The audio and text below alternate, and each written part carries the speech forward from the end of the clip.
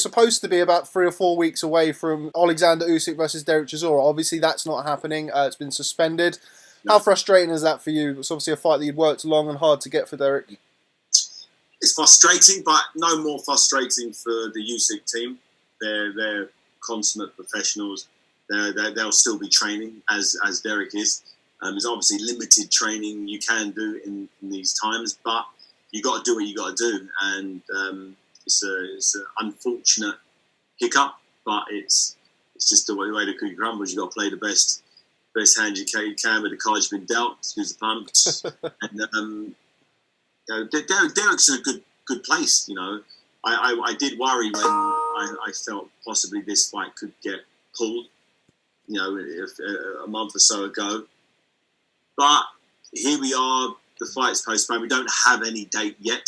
The British Boxing Board of Control won't sanction any boxing matches in the UK, understandably. But when the fight does happen, I think the longer it takes for the fight to happen, the more conditioned, the more time Derek has to prepare. And he's fighting someone who skill-wise is probably the best big man in the world.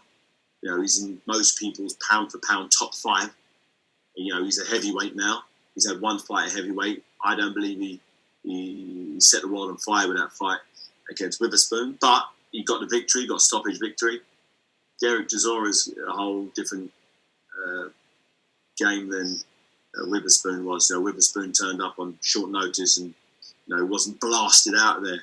You know, Derek Chisora is going to come in like a man possessed. He's living and breathing boxing like he always should have done, but he's doing it at the right time because he has by far the biggest challenge in his career, and he knows that. He's 36 years old.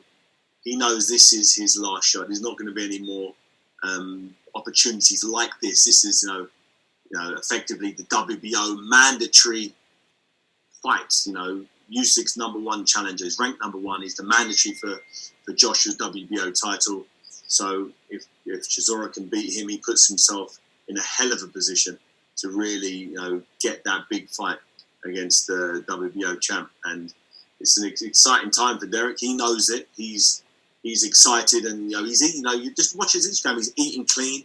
You know, he's living the life, and that's all I could have ever hoped for a fighter, to give himself the best opportunity to win a fight when it finally does present itself. In the past, Derek has sort of gone off the rails after a fight. Not when I say gone off the rails, he's not 100% disciplined in camp in the past, but, you know, when the fight was not scheduled, when there was no fight in the pipeline, he wasn't the guy to be in the gym twice a day, pushing his body, eating healthy, you know. But over time, he's learned from his mistakes, and, you know, he's as good as he's ever going to be in this next fight. So that's all we can hope.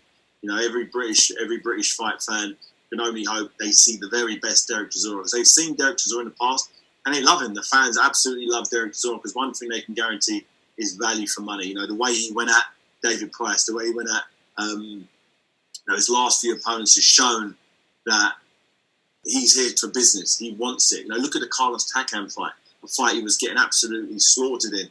It was his heart, his determination, his grit, his will, his never giving up mentality was why he won that fight. And the fans truly respect that and understand it, and understand that he's going to give them 100%. That's why whenever he fights, you got a packed out crowd.